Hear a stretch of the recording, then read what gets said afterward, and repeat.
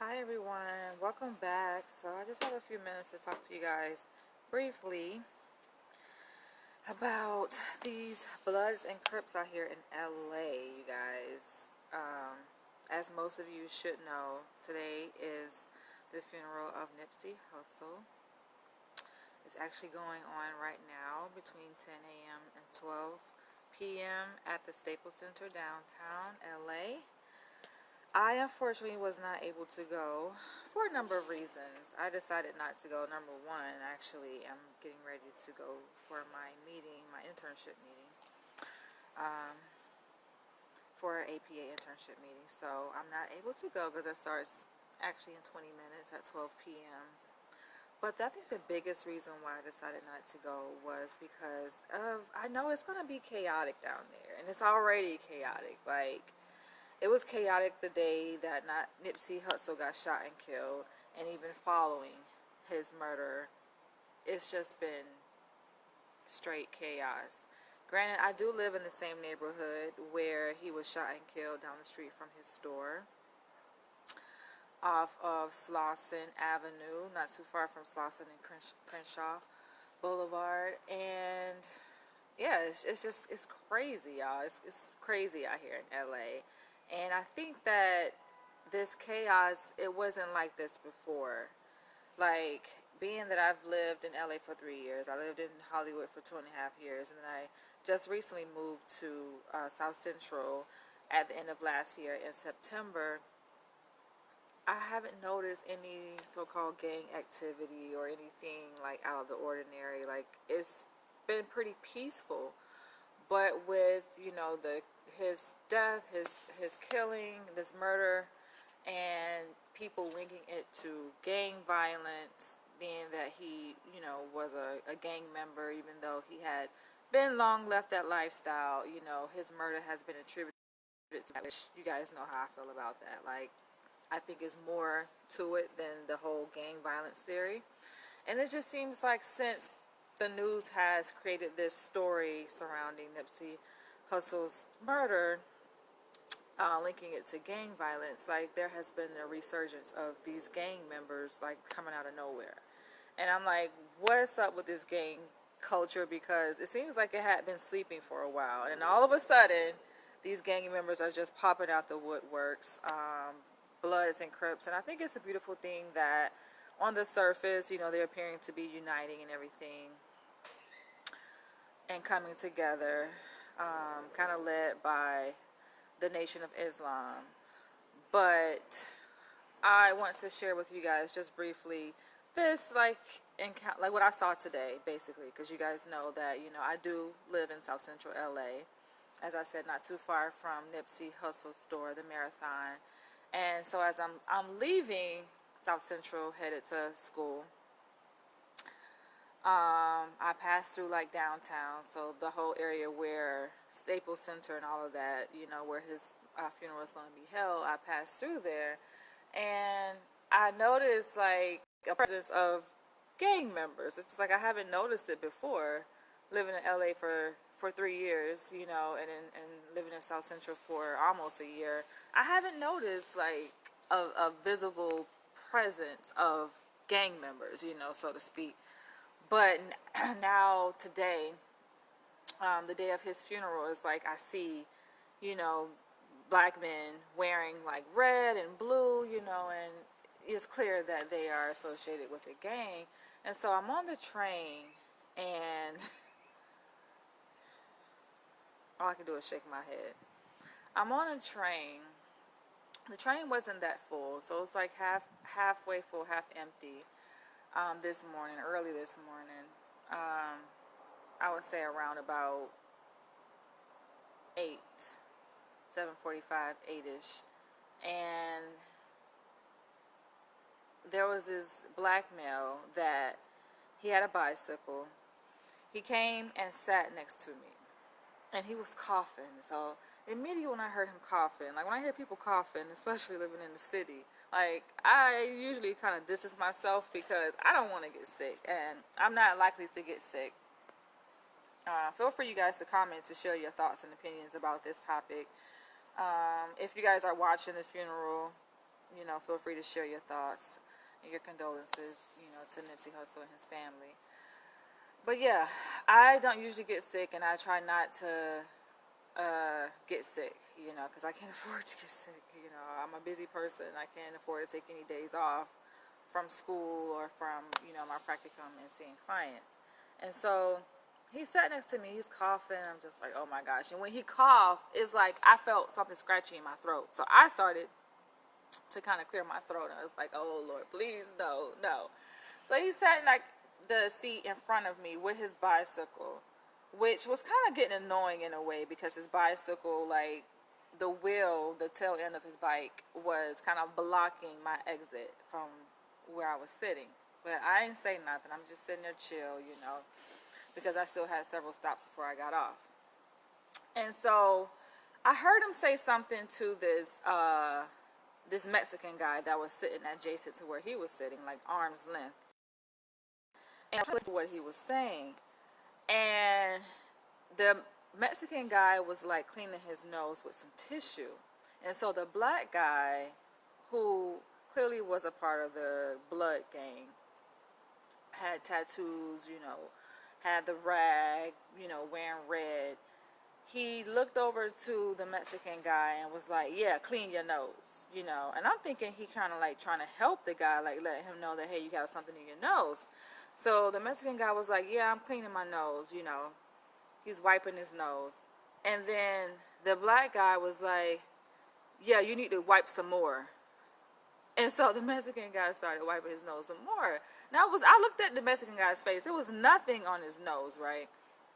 So the black guy was like, yeah, you need to wipe some more because it's a booger right there hanging out your nose.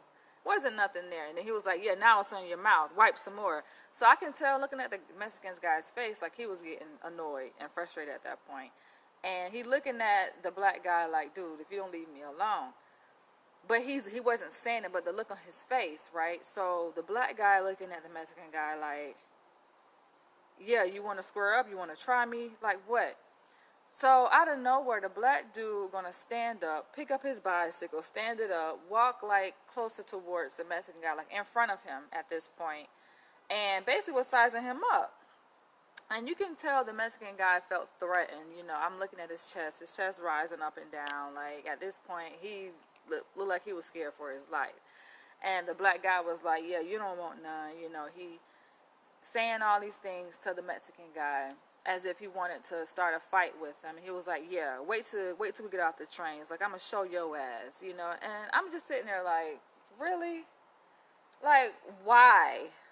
Why? It makes no sense. Like, why? And I would assume that the guy, as are a lot of Bloods and Crips, was headed to the funeral. I mean, he wasn't the only gang member that I saw on my way to my school. I seen like there's a handful of them. I'm like, dang, where'd they come from? That's why I decided to make this video, because I find it very striking. Like out of nowhere, you see this presence of gang members, when before it was not like this. I wasn't seeing people dressed in red and blue, like purposely trying to declare their membership in a gang. But now it's just like they've become famous, like they're the talk of the town. And I just felt kind of bad for the Mexican guy, because no, he didn't stand up. No, he didn't, try to respond to these invitations to fight this black guy. But I can kind of sense like the Mexican guy felt, threatened, annoyed, intimidated. So came to the stop, like that was before my stop. And the black guy, he actually walked to the middle of the train away from the Mexican guy, and he was standing up next to his friend, who was also a Blood, because he was dressed like it, right? And they sitting there laughing, and it was like, yeah, the dude ain't want none, and then, not to mention, the black guy was tall, a lot bulkier, more muscular, and the Mexican guy was short, smaller in size. And he was alone, and I just felt like he was just being a bully. So as the black guy left the Mexican guy to go to the middle of the train, he gonna look at me and talking about some "What's up, Queen," as if nothing just happened. Like he had just, "What's up, Mark?" He had just had this exchange with this Mexican guy, threatening him for no reason, intimidating him, and then right after that, gonna pass by me and be like, "Oh, what's up, Queen?" And all I could do is just shake my head. And then him and his friend got off. Both of the black guys got off the train. And I can imagine the Mexican guy felt so relieved from that, seeing that he got off, because the black guy actually threatened him, saying that, "Oh, wait till we get off. We're gonna see, what you about." As if he was about to like fight the guy when he got off the train. But it turned out the two black guys got off before the Mexican guy, so that saved his life. But it's just sad to see. It's just like, this is what's happening. And considering that Nipsey's funeral is today, I'm like, I had already made my decision days ago. Like, I'm not going to I could easily go, but I'm like, nah, I'm not going, because I don't want to get caught up in some ignorant shit. Some foolishness with people just trying to show off, want attention, want to feel like they're hard, and, whatever. It's like they're trying to steal attention away from what's really happening. It's like we just lost a very important figure in the African American community, and people want to kind of take away from that. And yeah, I'm just like, I don't want to be a part of that. So yeah, I decided to just come to school, but I could have easily.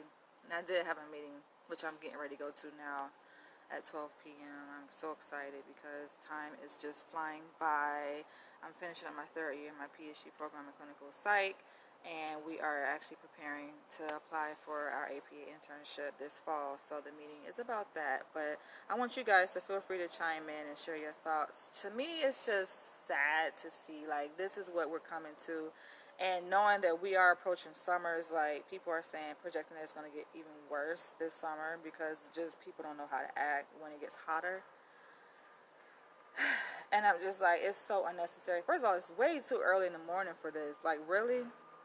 Dude trying to pick a fight with this innocent guy. Dude ain't do nothing. Like, he was sizing him up, and it's just a power struggle. He's like, "Oh, wipe your nose," telling him, "Yeah, wipe your nose. Now it's on your lip. Yeah, like, do what I say," kind of thing.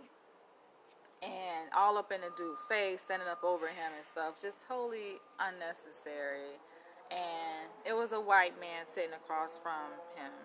He's sitting there looking at the whole situation unfold. Didn't do nothing. Other Latinos, Mexicans on the train, nobody ain't really say nothing to this black guy. I damn sure ain't about to say nothing. Because number one, I'm like, I'm headed to class. I ain't trying to start no mess. But dude was dead in the wrong. I just shook my head. So that was enough. When he passed on me, he was like, "Oh, what's up, Queen?" I'm like, really? You just like bullied this Mexican dude, and you want to say that? But I say all this to say that what I'm sensing is that because the Crips and the Blood seem to be uniting, it seems like now the energy is being directed towards other groups, and it's like, when at one point before Nipsey Hussle's murder, the Bloods and the Crips, they were kind of like, I wouldn't say they disappeared, but it wasn't no beef going on. There wasn't no gang violence. Like, the energy had subsided. It wasn't none of that, And then all of a sudden now it's like it's been that energy has been resurrected, because of what the media is saying about Nipsey Hussle's murder and it being associated with gangs. And to me, it's just sad, because I'm afraid to see how this is all going to unfold. I haven't seen any of the funeral. I actually just came out of my morning class, so I haven't seen any of the funeral procession or any of the updates as far as, what's happening downtown. But I only can imagine when I finish at my school today. And of course I pass through downtown, and of course, I live in that area. God knows what's about to happen, but hopefully it's peaceful. It just seems like people are looking for trouble. They're just like looking to start stuff, because obviously Nipsey's killer has gotten a lot of media attention from this, and I'm thinking the gang members, they probably want some of that attention. It's like everybody's just fighting for attention, unfortunately. They want to be in the limelight, just even if it's for the dumbest thing, they just want some attention, and it comes at a major cost, unfortunately, to innocent souls. So I just encourage everyone to be careful out there, and y'all pray for your girl, because I ain't trying to get caught up in no mess. It's been peaceful, like I said, in my neighborhood, and I haven't seen, any gang members, like, the whole gang violence stuff. That shit has been put to rest, man. And it's just like, it seems like the media, they're just trying to bring it back up. And now you see gang members just walking around. And of course, I'm always conscious and alert. But what I'm seeing now, hopefully it doesn't get any worse. But hey, I do have to go. I want you guys to share your thoughts and opinions below. What's up, Fred, on this topic? And I'll catch you guys later. Love you guys. Bye.